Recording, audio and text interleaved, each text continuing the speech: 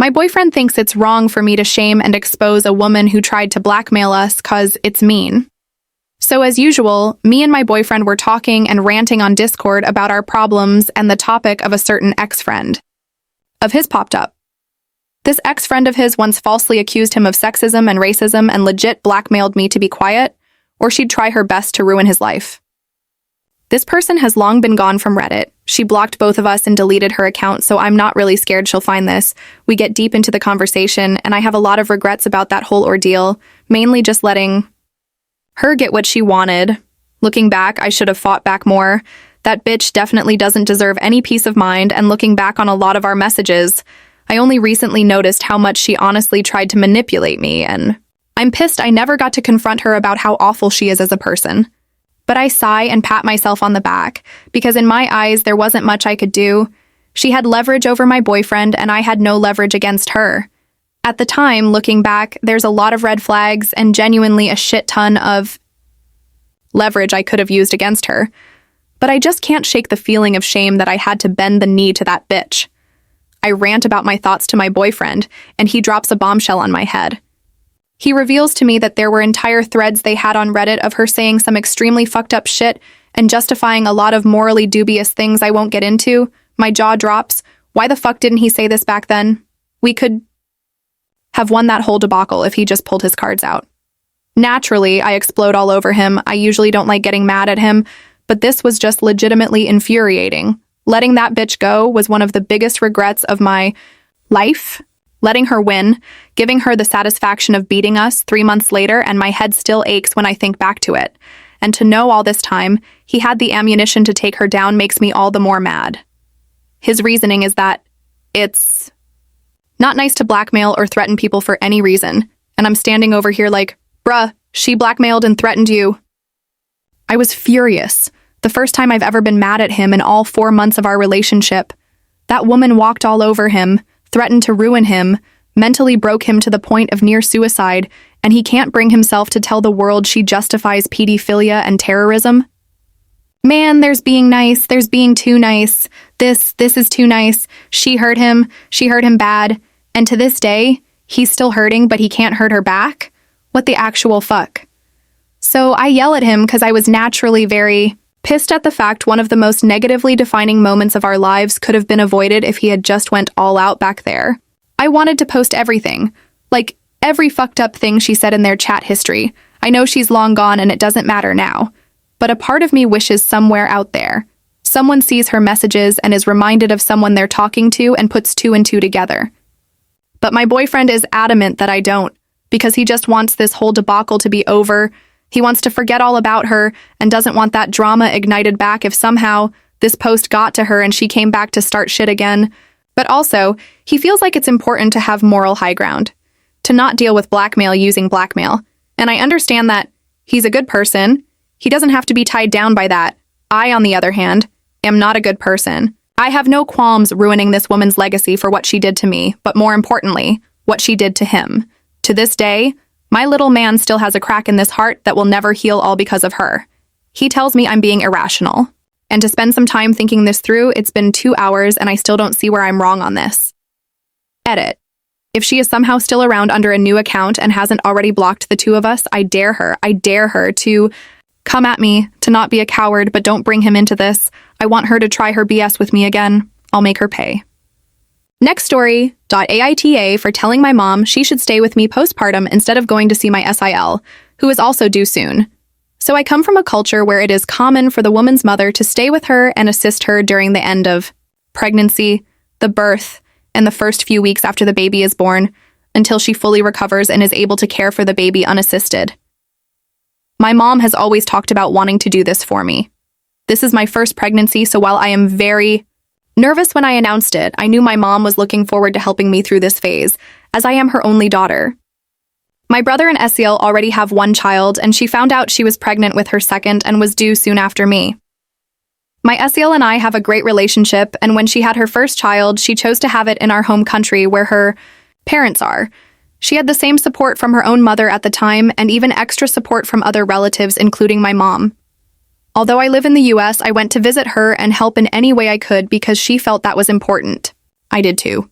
Since then, she and my brother have moved to the US for career reasons.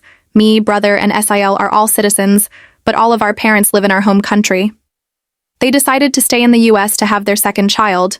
We are both due soon, and unfortunately, her parents had some visa processing issues and cannot come in time for the delivery or shortly after. My mom, however, got approved and was planning to stay with me as we had discussed before. My brother asked my mom the other day if she could come help my SIL out for the delivery as her parents could not make it, and she is expected to deliver 1 to 2 weeks after me. When she told me I, under the assumption I would have already delivered by then, told her that I think it makes sense for her to fly out briefly for the delivery and the initial nights, but that she should come back soon after. When my SIL heard this, she was upset and said that she doesn't have any family here, and my mom was the only family she had and that she should at least be able to stay for the same 1 to 2 weeks that she is expected to help me out postpartum before my SIL's due date. I countered by saying that I feel awful that her parents couldn't make it in time, and that's why I'm fine with my mother leaving for a few days to help her out. But that this is my first pregnancy, and I always thought my mom would be there in the way that we have always wanted, and that at the very least she has been around the block before. Now my mom doesn't know what to do, and I think she feels guilty. She has a good relationship with both me and Sil and doesn't want to upset anyone. I don't know if I'm being selfish here, so Ada. Edit. Just splitting the post into paragraphs. For better readability. Sorry about that. Thanks for pointing that out. Next story. Ate for accusing my incarcerated brother's plus-sized wife of fraud. 35 matters. Started receiving calls about a credit card under my brother's name. When I asked my brother, 33 MO, who is and has been in prison for over 10 years, claims to have no knowledge of any credit cards or why they would have my number. I found out that this was a Community Bank credit card for Torrid. I've never even heard of this place, but when I found out it was a store for plus-sized women, it became obvious to me that this had something to do with my brother's plus-sized sketchy wife, 40-ish F. She denied it, and my brother believes her. She doesn't deny having the credit card, which I guess is fraud, but as long my brother is aware, I don't care. But she denies putting my number down as the contact for the credit card. Her claim is that debt collectors will often contact family members to get information or attempt to get in contact with the debtor, and that I have a strong digital print, and it's easy to find my number. I do have small social media for my business, and I advertise as well, but I don't believe I have my personal number displayed anywhere, although I'm sure there's ways to get it. More importantly, when Community Bank called me, they asked for my brother by name as if I were him not inquiring about him. All in all, the shit wasn't adding up for me, and to get to the bottom of it, we three-way called Community Bank, which was a shit show. I got nothing when asking them about my number because I had already had Community Bank remove my number. And when my brother tried to access the credit card account with his name and social, they said there was no current credit card under his name. Once again, she never denied having the credit card in his name, so she must have closed it. But at the very end of the call, after it felt like a complete waste of time, my brother asked, "How did they get my number?" And the lady said most likely someone put the number on the credit card account. I thought that wasn't enough proof, but my brother didn't sway. He believes his wife. Unsatisfied, I called Community Bank back and recorded a full conversation with their fraud department. I laid out the whole situation, and they said they do not contact family members, and the only numbers they use are the ones on the credit card. And their strong opinion was most likely she put my number down for the card, but they repeated several times that this was their opinion and obviously cannot be confirmed. I could play that call for my brother, but at this point I really don't think it will change his mind. There's a good chance he'll be getting out this year, and he's expressed that he won't be having any space for awkwardness so I can get over it. Or they won't want to be around me. For me, at the end of the day, it's the principle in the matter. She didn't try to steal my credit or money or anything. No harm, no foul, but putting my number down on credit cards isn't cool. I can get over it and be casual to see my brother, but I'm always going to think she lied to me and him, and I don't want that for him. Also, I really want to know if I'm tripping because I'm not above being wrong and apologizing. It would suck for such a fluke to mess with me and my brother's relationship once he's out.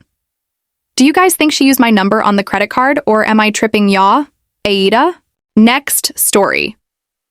ITA for leaving my now ex after they threatened to commit suicide because I didn't want to come home. They made me out to be, to anyone who would believe her their side of the story.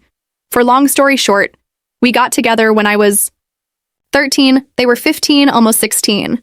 I broke up with them at 20, after years of emotional abuse and stringing me along, cheating on me with other people, and so on. I was out with my sugar daddy, and bunch they knew full well about. In fact, they had seen theirs the night before I left to see mine.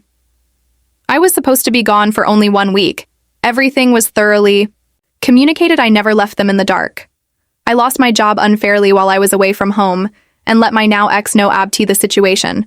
Previously, whenever I have lost a job, I already had another stream of income, and this time I didn't really know what I was going to do, though I still had another stream of income aside from my office job. Mind you, this entire conversation didn't want to even have or tell them I lost my job because I knew what would be coming if Jay did. They tell me they now hate their job and want to quit. They ask me when I'm coming home. I tell them I don't think I want to right now. I won't be able to feed myself or anything else, and I'm getting that taken care of for me while I'm here. I tell them all this the day I get notice of my termination. They demand to know when I will be home, and I tell them I am not sure. They assume I will be gone all month, tell me they are freaking out and are going to commit suicide if I do not come back. I cut off the conversation there. I told them that was not okay, and I do not want to talk to them anymore today. I was ALR having a rough day losing my over 1-year-old job, and they made it about them. I told them we would touch on this the following day over the phone once they've had time to calm down. They apologize, tell me they cannot trust me to take care of my half of bills, and I tell them that's not really fair, but okay, moving along. Fast forward, 5 hours after the call was ended cordially on me telling them I don't think what they said the previous day was okay. We have had a toxic codependent relationship for 7 years, and I'm just going to cut it off here. I cannot keep living every day in this mental pain. They tell me they will be leaving the state they just asked if we could move to, which I have no connections to. They have family here, I have nothing. Back to where we left from, which would abandon our lease, the car we were financing, and 2 cats, one of which only a few weeks old within the next 12 hours. I told them that decision wasn't really a fair one to make because they know I'm not going to just let the cats be abandoned at the apartment, and that gives me no time to find them a home. But they don't care. We've been apart for months. Now. They took all the friends I made in the first out-of-state move we did, and they no longer speak to me. I have no clue what they've twisted things into, but it makes me sad. They tell me this is all my sugar daddy's fault when in fact, he encouraged me multiple times to not just cut things off this way, but I insisted it needed to happen because I had been unhappy for a long time.